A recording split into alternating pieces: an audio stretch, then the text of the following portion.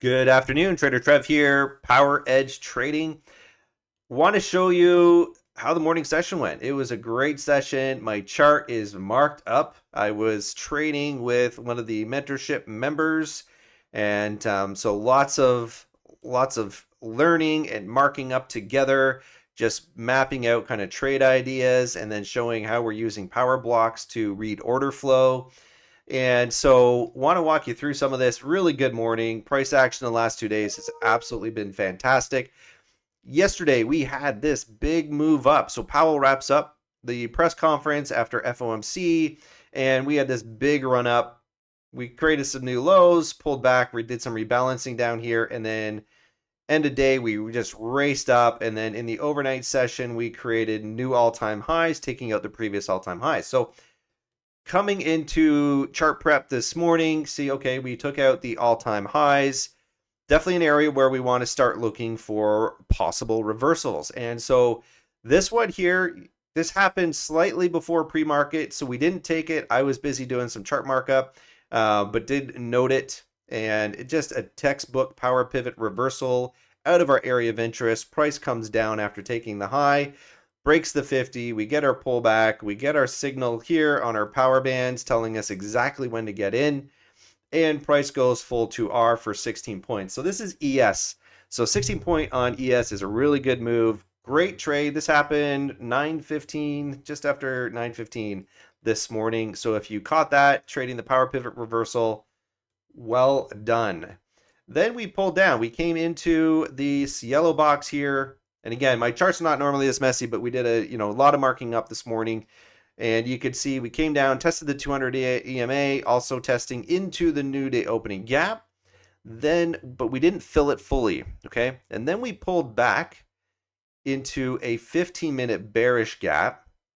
Again, area of interest. We're always looking for and keeping up to date on our area interest, power blocks, all of it as the day progresses. And so we pull up into that gap, and then you can see price comes down, nothing yet. We always wait for that break of the 50. Breaks the 50, we get our pullback, and we get an entry. Small trade, but hey, if you started at the 9:30 and this is your first trade, 4.5 points, depending on how many contracts you're trading, either way, it's still a winning trade, a great way to start your day off green. You can see these markings here. Just noting we've got some equal highs, so there's definitely some liquidity being engineered up here. And then I wanted to see us come down, see if we're going to retest the top of the new day opening gap, and then break up and get above VWAP and continue higher. So we're watching for that. And our rules kept us out of a trade like that. And this is where you get trade ideas and you need to stay fluid and not married to your ideas, but stay fluid to them so you can pivot. The other idea that we talked about is that price is going to come down, fill the gap, and then also come down to pay the market makers, come down to the 50, the equilibrium, and the 618 of this up leg from yesterday's big move after FOMC. So we are watching for that as well. So those were kind of the key trade ideas. And then looking at once we got down there, we were going to be looking for a reversal. And this is how it played out. As far as our setups are concerned, we got a power reversal short right off the top here, continuing down.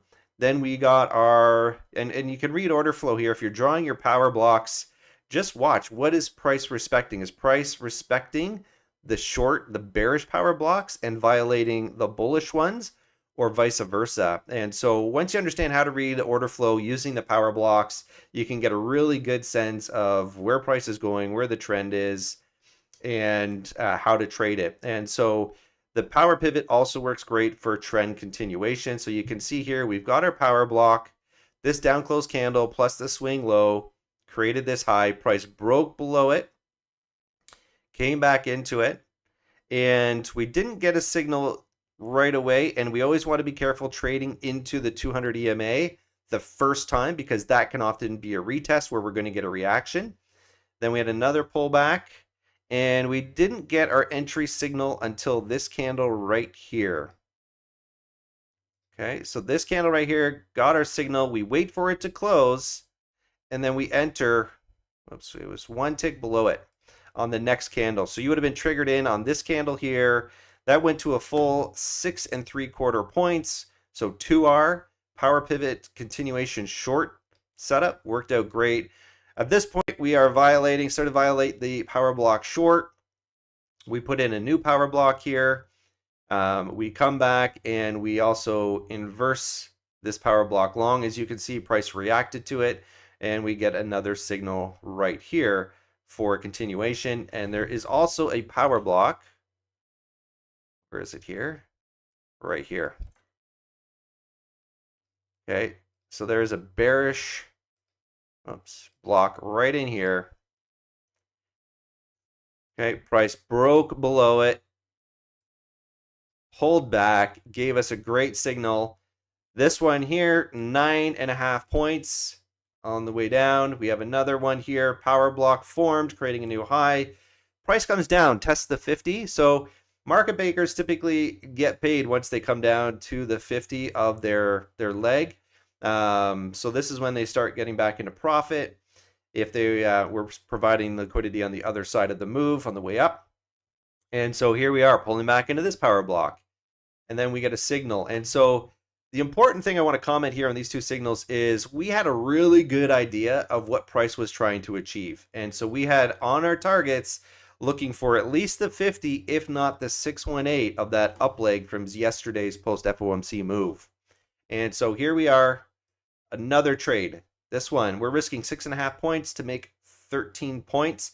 Now, if this was going to be 2R passing below the 618, I would have front run it or had gotten right out at the 618 just because we are expected to see buying here.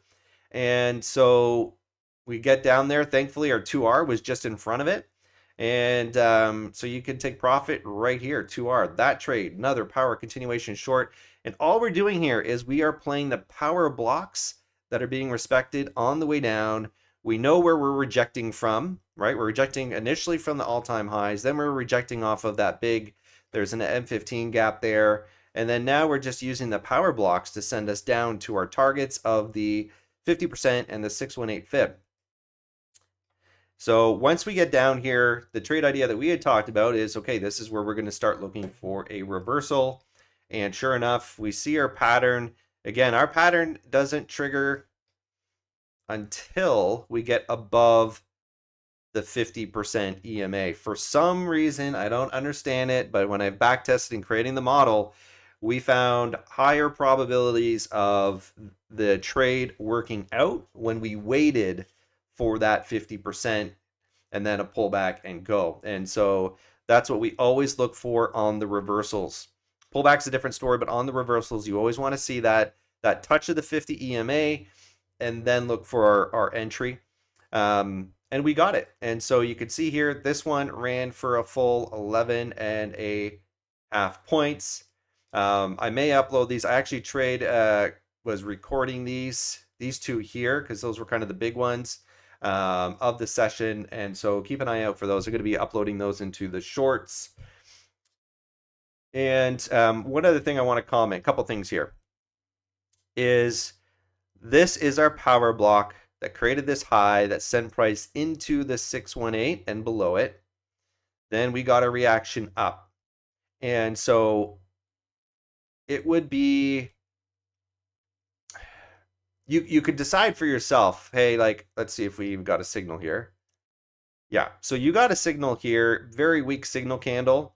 So one reason why you wouldn't take a short, and also, and this is where this setup is beautiful, it keeps you out of trades. It never got triggered. So, you could say, well, Trader Trev, like we had a power block here, price pulled back into it, you got a signal on your power bands, but our rules kept us out because one, we would need this candle to close. We need to see a strong bearish bar with smaller wick or no wick on the bottom, and we would need the next candle to tap us in. And so that's why we didn't take that. The other thing is you're right at the 618, right? And very, very common rejection area and reversal area. So details are important. Reason why we wouldn't take this trade.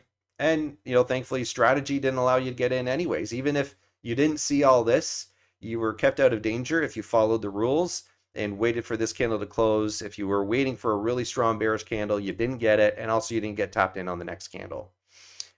So that's it. That's the morning. And sometimes, yeah, the charts get really messy, and especially when we're in there learning together. But wanted to share this with you. If you are interested in learning more about the private mentorship program, check the link. It's in the description. And I hope you enjoyed this end of morning review. Trade well.